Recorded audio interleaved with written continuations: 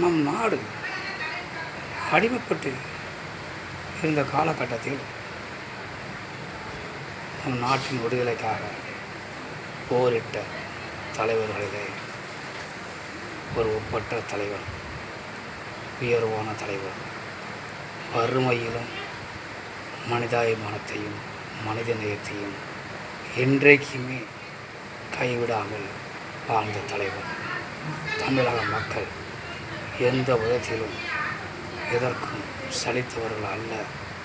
அவர்கள் உலகத்தின் மாபெரும் சக்தி என்பதை நிலைநிறுத்திய தலைவர்.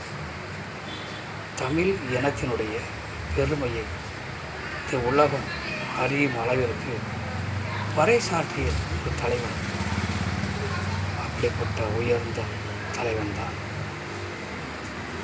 நம்முடைய இனத்தின் பெருமையை உலக அறிய செய்த ஒரு தலைவன்தான். நம் இனம் தமிழ் தலை நிமிர்ந்து வாழ காரணமாக இருந்த ஒரு தலைவன்தான் மாபெரும் தலைவன், தேசிய கவி, மகாகவி சுப்பிரமணிய பாரதியார் அவர்கள். அந்த பாரதியார் அவர்கள் கப்பலோட்டிய தமிழன் வ.உ.சியுடனும் சுப்பிரமணிய சிவாவுடனும் சேர்ந்து ஒரு சாதகனுடைய ஒரு மனிதனின் சாதகத்திலே முக்கூட்டு கிரகங்கள் என்று சொல்வார்கள். சூரியன், புதன், சுக்கிரன், இந்த 3 பேரும் எப்பொழுதும் ஒன்றிணைந்து ஒருவருக்கொருவர் இணைந்து இருந்து கொண்டிருப்பார்கள்.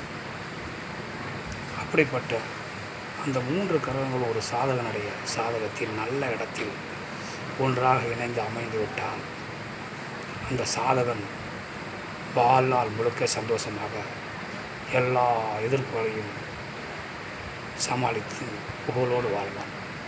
அதுபோன்று நம் தமிழ் இனத்தினுடைய முக்கூட்டு கிரகங்களாக இருந்தவர்கள் தான் சுப்பிரமணிய சிவா, பாரதியார், வ.உ.சி. இந்த 3 பேரும் தமிழ் இனத்தினுடைய பெருமையை நிலைநிறுத்தியவர்களில் முக்கிய பங்கு வகிக்கிறார்கள். இந்த தேசம் விடுதலை அடைவதற்கு பெரும் பங்கு வகிக்கிறார்கள். அப்படிப்பட்ட